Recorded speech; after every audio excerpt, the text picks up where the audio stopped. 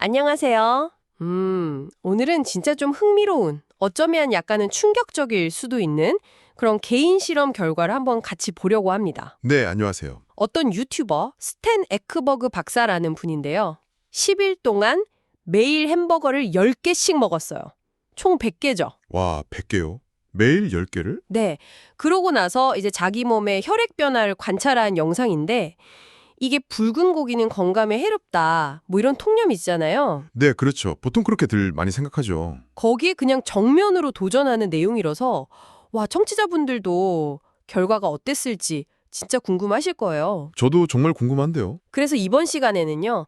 이 붉은 고기 섭취와 건강 지표 사이에 어떤 관계가 있는지 우리가 가진 생각에 한번 질문을 던져보고요. 네네. 단순히 뭘 먹냐가 아니라 어떻게 먹는가. 그러니까 식단의 질이 또 얼마나 중요한지 한번 알아보겠습니다. 한번 깊이 들어가 볼까요? 네, 아주 흥미로운 접근인 것 같습니다.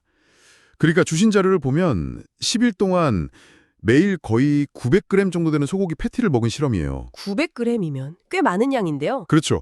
근데 여기서 핵심은 우리가 아는 그런 햄버거가 아니라는 거예요. 빵이 없었어요. 아빵 없이 패티만. 네, 그리고 그냥 소고기가 아니라 유기농 목초 사육 소고기를 썼고요. 또 중요한 게 샐러드나 아보카도, 올리브 오일 같은 건강한 지방이랑 채소를 같이 먹었어요. 아하, 구성이 중요했군요. 맞습니다. 설탕이나 가공된 탄수화물은 거의 안 먹었다고 하고요. 그렇군요. 그럼 이제 혈액 검사 결과를 봐야 할 텐데요. 실험 전후로 여러 가지를 쟀다고요. 네. 혈당 조절 상태를 보는 당화혈색소, 그리고 인슐린 수치, 또 염증 수치인 CRP, 간 기능 보는 ALT. 그리고 제일 궁금한 콜레스테롤까지요. 맞습니다.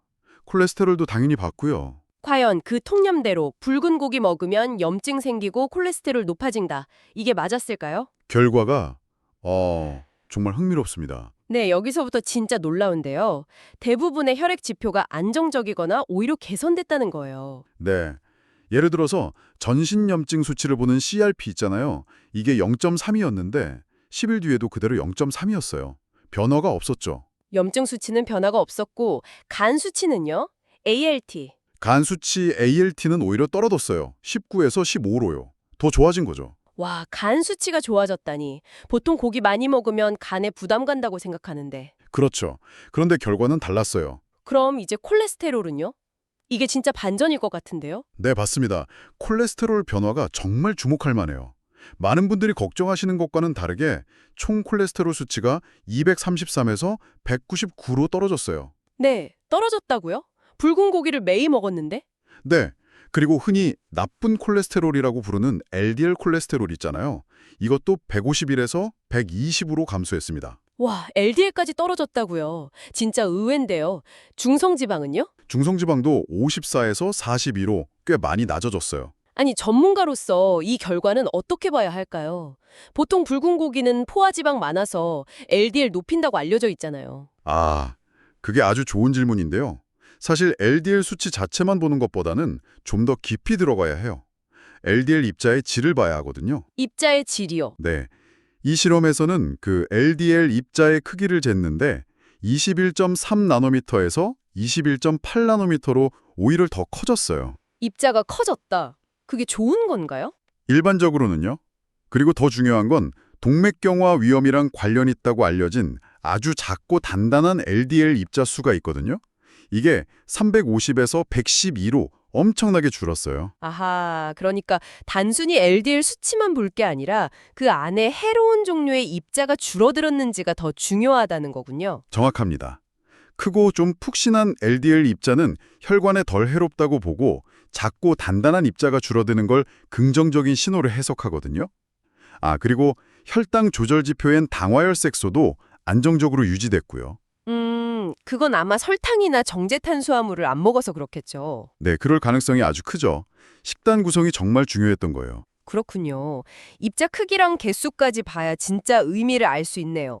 근데 이 실험자가 또 재밌는 비교를 했잖아요. 네, 맞아요. 만약에 똑같은 칼로리, 한 2,500kcal 정도를 우리가 아는 패스트푸드 햄버거 세트 있잖아요. 빅맥에 감자튀김, 콜라, 밀크쉐이크 이런 걸로 먹었다면 어땠을까 하고 비교를 했죠. 네, 그 비교가 이 실험의 핵심을 딱 짚어주는 것 같아요. 어떻게 해요? 패스트푸드 식단을 보면 탄수화물 비율이 엄청나게 높아요.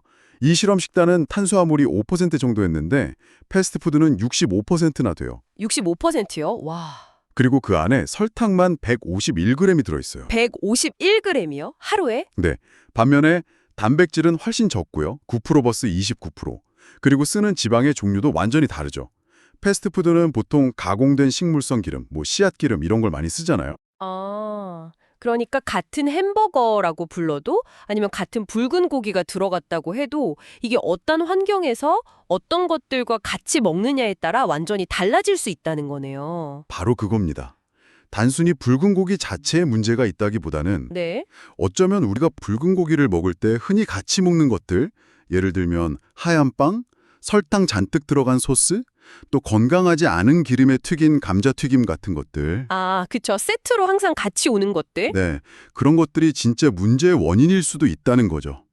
무엇을 먹느냐만큼이나 어떻게 구성해서 먹느냐가 정말 중요하다는 걸 보여주는 강력한 사례라고 생각해요. 저도 사실 처음에 햄버거 100개 딱 들었을 때는 속으로 와, 저거 건강에 엄청 안 좋겠는데 딱 이렇게 생각했거든요. 근데 이렇게 맥락을 알고 나니까 결과가 이렇게 다를 수 있다는 게 진짜 놀랍네요. 맞아요. 이 개인 실험 결과는 물론 애니콜 1, 딱 한 명의 사례니까 이걸로 일반화할 수는 없어요. 그건 분명히 해야 하고요. 네, 당연하죠. 하지만 붉은 고기에 대한 우리의 어떤 통념에 대해서 다시 한번 생각해 볼 계기를 주는 것 같아요. 고품질의 고기를 설탕이나 가공식품 없이 건강한 지방이라 채소랑 같이 먹었을 때는 우리가 생각하는 그런 부정적인 결과가 안 나올 수도 있다. 오히려 일부 지표는 개선될 수도 있다. 이런 가능성을 보여준 거죠. 청취자 여러분들도 이 결과를 들으시면서 아마 좀 여러 가지 생각이 드실 것 같아요. 우리가 건강 정보를 접할 때 좀 더 비판적으로 그리고 맥락을 파악하려는 노력이 필요하다는 생각이 드네요. 네, 맞습니다. 특정 음식을 그냥 좋다, 나쁘다 이렇게 딱 잘라서 보기보다는 전체적인 식단의 질, 그리고 어떤 맥락에서 섭취하는지를 같이 고려하는 게 훨씬 현명한 접근법이겠죠. 그럼 마지막으로 이 모든 게 우리에게 던지는 질문은 뭘까요? 어쩌면 우리가 그동안 붉은 고기에 이건 몸에 나빠라고 생각해왔던 다른 음식들도 그 음식의 질이나 섭취 방식, 그리고 함께 먹는 음식이라는 그 맥락 속에서 다시 한번 평가해볼 여지가 있진 않을지 한번 좀 고민해보시면 어떨까 하는 생각이 드네요.